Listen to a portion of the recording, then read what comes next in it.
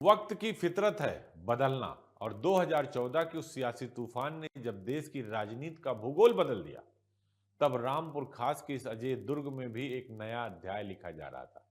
प्रमोद तिवारी ने अपनी बरसों से सींची हुई कर्मभूमि की कमान अपनी बेटी आराधना मिश्रा मोना को सौंपी, क्योंकि वो भी अपने पिता से राजनीति का ककहरा सीख चुकी थी।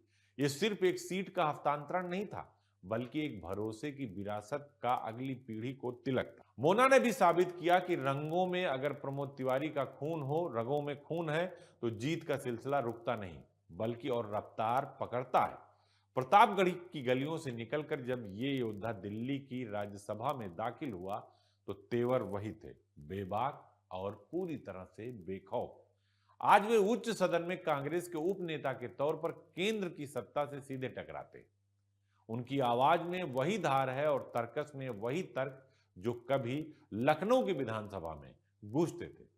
दिल्ली की बड़ी राजनीति के बीच भी प्रमोद तिवारी की पहचान आज भी वही है, एक ऐसे नेता की जो संसद की मेजें थपथपाने पर मजबूर कर देता है।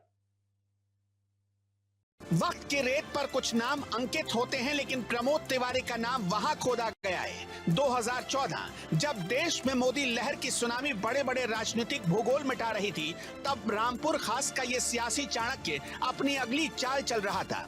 अपनी पैतृक गद्दी, अपनी जागीर नुमा सीट और अपनी बेटी आराधना मिश्रा मोना को सौंपकर उन्होंने साबित किया कि विरासत सिर्फ नाम से नहीं, विश्वास से आगे बढ़ती है। मोना ने उस मशाल को थामा और प्रमोद तिवारी ने अपनी कर्मभूमि का फलक आसमान तक फैला दिया। विधानसभा की उन पुरानी दीवारों को अलविदा कहकर जब तिवारी राज्यसभा की सीढ़ियां चढ़े, तो उनके साथ 33 सालों का बेदाग अनुभव और रिकॉर्ड्स का पुलिंदा था। आज दिल्ली के सत्ता केंद्रों में जब कांग्रेस का ये उपसेनापति बोलने के लिए खड़ा होता है, तो सत्ता पक्ष की कुर्सियों पर हलचल मच जाती है। नियम, उपनियम और संविधान के पन्नों को जुबानी याद रखने वाला ये नेता केंद्र की नीतियों पर किसी सर्जिकल स्ट्राइक की तरह प्रहार करता है।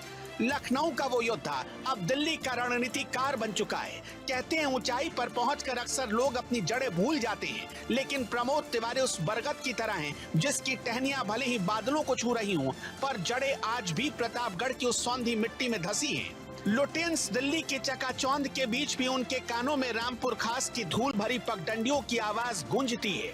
आज भी जब वो अपने क्षेत्र लौटते हैं, तो रसूख के तामझाम किनारे हो जाते हैं और सिर्फ एक बेटे का अपनी माटी से मिलन रह जाता है। 1980 के उस साधारण वकील से लेकर 2026 के इस कद्दावर राष्ट्र चेहरे तक, ये सफर महज एक इंसान की तरक्की नहीं, बल्कि भारतीय लोकतंत्र के एक अजय अध्याय की कहानी है।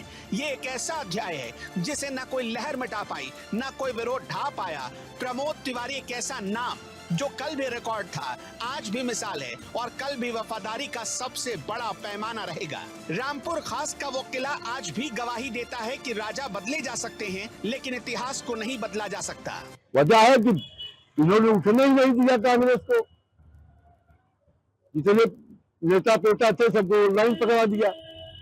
ये मैं अकेले प्रमोद तिवारी प्रतापगढ़ छोड़िए, उत्तर प्रदेश में अकेले नेता हैं, बाकी सब हार गए। ये कांग्रेस विधानमंडल दल के नेता थे, इनकी बेटी 2 सांसदों 2 विधायकों की कांग्रेस विधानमंडल दल की नेता है।